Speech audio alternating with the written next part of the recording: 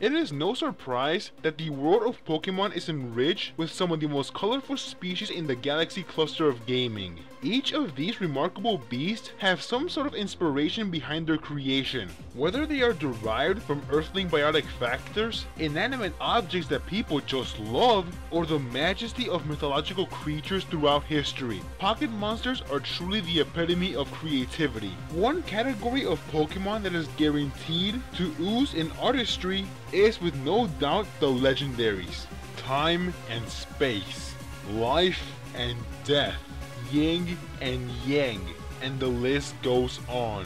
But the one that truly catches my interest the most is the Hoenn weather trio, Groudon, Kyogre, and Rayquaza. But why exactly do I feel that they are the most fascinating? Why do they represent land, ocean, and sky? What are the blueprints behind their design and development?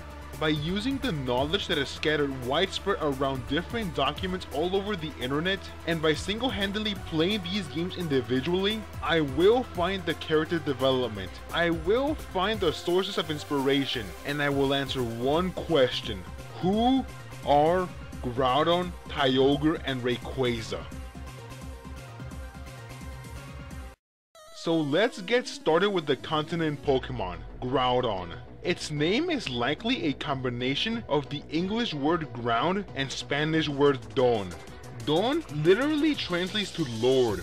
This actually makes a lot of sense because in the Pokemon world, Groudon is said to be the creator of land, possessing the ability to expand the continents by using heat to evaporate the water. Its physical design is that of a massive, bipedal, dinosaur-like creature. It seems to loosely resemble that of the Tyrannosaurus, as in they both walk in two legs and possess some powerful jaws. But the prehistoric creature it most resembles are the Ankylosaurian dinosaurs, or to be more specific, the Eupolesiphus, a dinosaur that lived in the lands of present-day North America during the late Cretaceous period. Some of their characteristics were a heavy armor ranging from their head all the way to the tail end and large spikes on its armor and neck.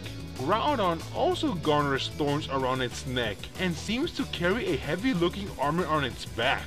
As for its concept as the continent Pokemon, it is likely based off the creature from Jewish mythology, the Behemoth. According to the Hebrew lore, Behemoth is said to be the primordial monster of the land. Before going in depth on the Behemoth, let's take a look at Kyogre. Its name seems to be derived from the kanji Kaio, which literally translates to King of the Sea, and Eiger, a tidal phenomenon in which the leading edge of the incoming tide forms a wave that travels up a river or narrow bay against the direction of the natural current. The King of the Sea portion of its name makes a lot of sense, because as described in its description in Alpha Sapphire, Kyogre is said to be the personification of the sea itself. Its physique is that of a whale-like massive creature, actually showing a closer resemblance to an orca. This is emphasized by its denos, as orca teeth are large, conical, and interlocking, unlike most whales which are filter feeders, thus having baleen plates instead of teeth. It also has white spots on its torso like an orca has on its eye spot. As for its concept as the sea bassin Pokemon who swell the seas with rain and tidal waves, it is most accurately derived from another beast from Hebrew mythology, the Leviathan.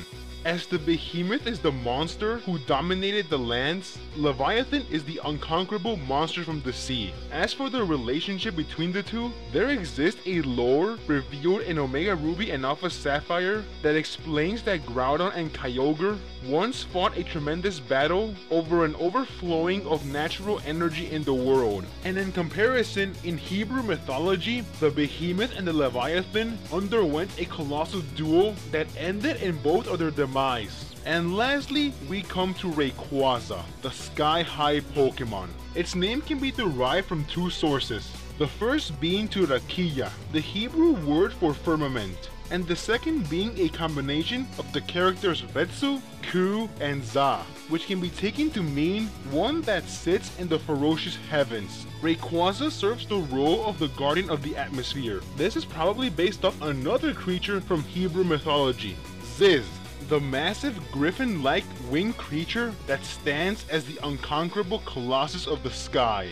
However, it also matches the description of the Aztec god Quetzalcoatl, the flying serpent that created the boundary between the earth and the heavens, or sky.